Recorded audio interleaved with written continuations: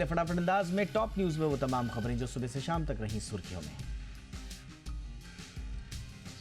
लोकसभा में नेता प्रतिपक्ष राहुल गांधी ने किसान, पेपर लीक, बजट और टैक्स से जुड़े मुद्दों पर मोदी सरकार को घेरा। राहुल ने कहा कि देश में डर का माहौल है और ये डर पूरे देश में फैला हुआ है। बजट का जिक्र करते हुए राहुल गांधी ने कहा कि टैक्स टेररिज्म को रोकने के लिए बजट में सरकार ने कुछ नहीं दिया। उन्होंने सरकार पर हमला बोलते हुए कहा कि मिडिल क्लास की छाती और पीठ में छुरा भोंका गया है।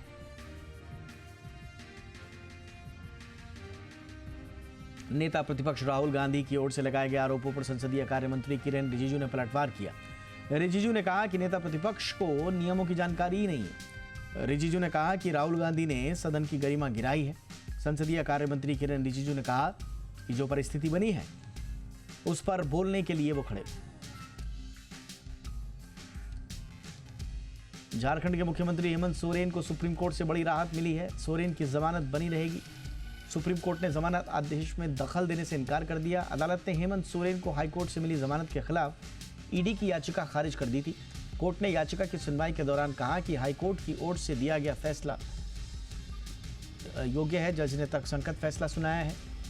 सोरेन की जमानत याचिका का विरोध करते हुए ईडी ने आरोप लगाया था कि उन्होंने राज्य की राजधानी में बड़गाम अंचल में करीब 9 एकड़ जमीन अवैध रूप से हासिल करने के लिए अपने पद का दुरुपयोग किया था। सुप्रीम कोर्ट से बिहार सरकार को जोरदार झटका लगा है। राज्य में आरक्षण को बढ़ाकर 65% करने के खिलाफ पटना हाईकोर्ट का फैसला। सुप्रीम कोर्ट ने फिलहाल इस पर रोक लगाने से इनकार कर दिया है, यानी 65% आरक्षण का फैसला अभी लागू नहीं होगा। शीर्ष अदालत ने कहा कि वो सितंबर में मामले पर विस्तृत सुनवाई करेगा। पटना हाईकोर्ट ने बिहार सरकार के आरक्षण बढ़ाने के फैसले को रद्द कर दिया था। इसके बाद राज्य सरकार ने सुप्रीम कोर्ट का रुख किया था।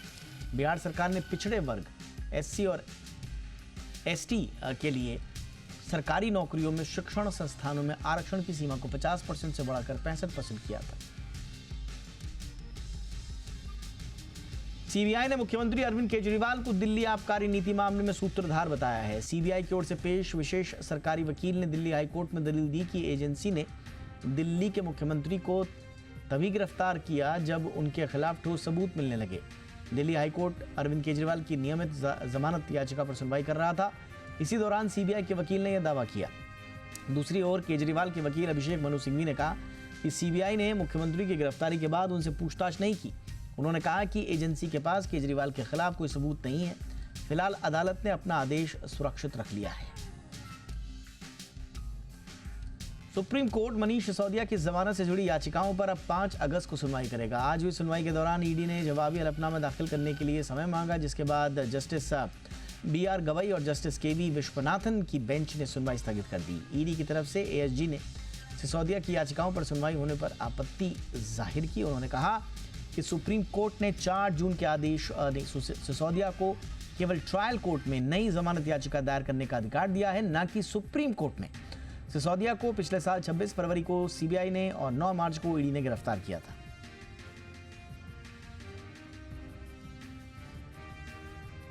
गाजीपुर से समाजवादी पार्टी के सांसद अफजाल अंसारी को इलाहाबाद हाईकोर्ट से बड़ी राहत मिली है। इलाहाबाद हाईकोर्ट ने गैंगस्टर मामले में अफजाल अंसारी को मिली 4 साल की सजा को रद्द कर दिया है।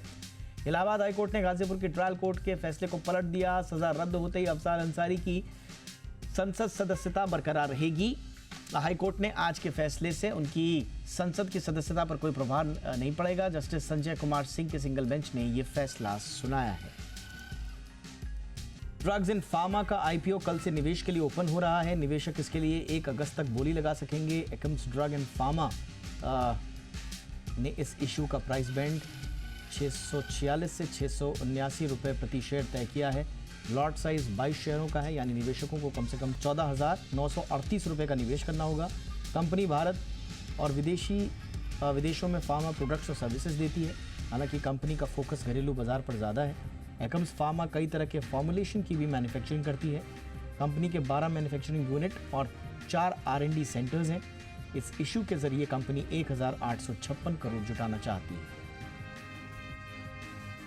ओला इलेक्ट्रिक मोबिलिटी का IPO 2 अगस्त को ओपन हो रहा है। निवेशक 6 अगस्त तक इसके लिए बोली लगा सकेंगे। ओला इलेक्ट्रिक ने अपने IPO का प्राइस बैंड 72 से 76 रुपये प्रति शेयर तय किया है।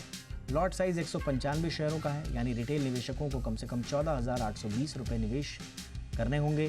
कंपनी इस इशू के जरिए 6,145 करोड़ रुपए जुटाना चाहती है। इसके लिए कंपनी 5,500 करोड़ का फ्रेश शेयर जारी कर रही है, जबकि कंपनी के मौजूदा निवेशक ओएफएस के जरिए 645 करोड़ रुपए के शेयर बेच रहे हैं। मैप माई इंडिया की पेरेंट कंपनी सीई इन्फो सिस्टम्स ने ओला इलेक्ट्रिक पर मैप डेटा कॉपी करने का आरोप लगाया है। मैप माई इंडिया ने आरोप लगाया है कि ओला इलेक्ट्रिक ने ओला मैप्स बनाने के लिए मैप माई इंडिया के डेटा का इस्तेमाल किया। आरोप है कि कंपनी ने मैप माई इंडिया के डेटा की कैशिंग की है, उसे सेव किया और लाइसेंस वाले प्रोडक्ट का डेटा कॉपी किया। मीडिया रिपोर्ट्स के मुताबिक सीई इन्फो सिस्टम्स ने ओला को कानूनी नोटिस भेजने का दावा किया है। बताया जा रहा है कि जून 2021 में ओला ने सीई इन्फो सिस्टम्स के साथ अपने डेटा का इस्तेमाल करने के लिए एक समझौता किया था। सीमेंट कंपनी एसीसी ने अप्रैल जून तिमाही के लिए अनुमान से कमजोर नतीजे पेश किए हैं। सालाना आधार पर कंपनी का मुनाफा 464 करोड़ रुपए से घटकर 366 करोड़ रुपए रहा। इस दौरान जी बिजनेस ने 420 करोड़ रुपए के मुनाफे का अनुमान दिया था। आय भी सालाना आधार पर 5,201 करोड़ रुपए से घटकर 5,156 करोड़ रुपए रही। मार्जिन भी 14.7% से घटकर 13.2% रहे। हालांकि इस दौरान कंपनी के वॉल्यूम में सालाना आधार पर 9% की बढ़ोतरी की। कोलगेट पामोलिव इंडिया ने अप्रैल जून तिमाही के दौरान अनुमान से अच्छे नतीजे पेश किए हैं। सालाना आधार पर कंपनी का मुनाफा 33% बढ़कर 364 करोड़ रुपए रहा। जी बिजनेस ने इस दौरान 332 करोड़ रुपए के मुनाफे का अनुमान दिया था। जून में खत्म हुई तिमाही में कंपनी की आय में 13% बढ़कर 1,497 करोड़ रुपए रही, जबकि अनुमान 1,435 करोड़ रुपए का था। कंपनी ने अपने नतीजे बाजार के बंद होने के बाद जारी किए हैं। नतीजों से पहले आज कोलगेट का स्टॉक 1% से ज्यादा की बढ़त के साथ बंद हुआ। सरकारी ऑयल मार्केटिंग कंपनी एचपीसीएल ने अप्रैल जून तिमाही में अनुमान से कमजोर नतीजे पेश किए हैं। तिमाही आधार पर कंपनी का मुनाफा 2,842 करोड़ रुपए से घटकर 356 करोड़ रुपए रहा। जी बिजनेस ने इस दौरान 1,275 करोड़ रुपए के मुनाफे का अनुमान दिया था।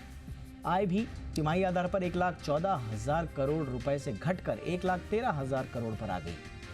कामकाजी मुनाफा भी 4,804 करोड़ रुपए से घटकर 2,108 करोड़ रुपए रहा। मार्जिन 4.2% से घटकर 1.9% पर आ गया। विस्तारा एयरलाइंस ने एयर इंडिया के साथ विलय से पहले अपने स्थायी ग्राउंड स्टाफ के लिए वीआरएस यानी कि वॉलंटरी रिटायरमेंट स्कीम का ऐलान कर दिया है। साथ ही वीएसएस यानी कि वॉलंटरी सेपरेशन स्कीम का भी ऐलान किया है।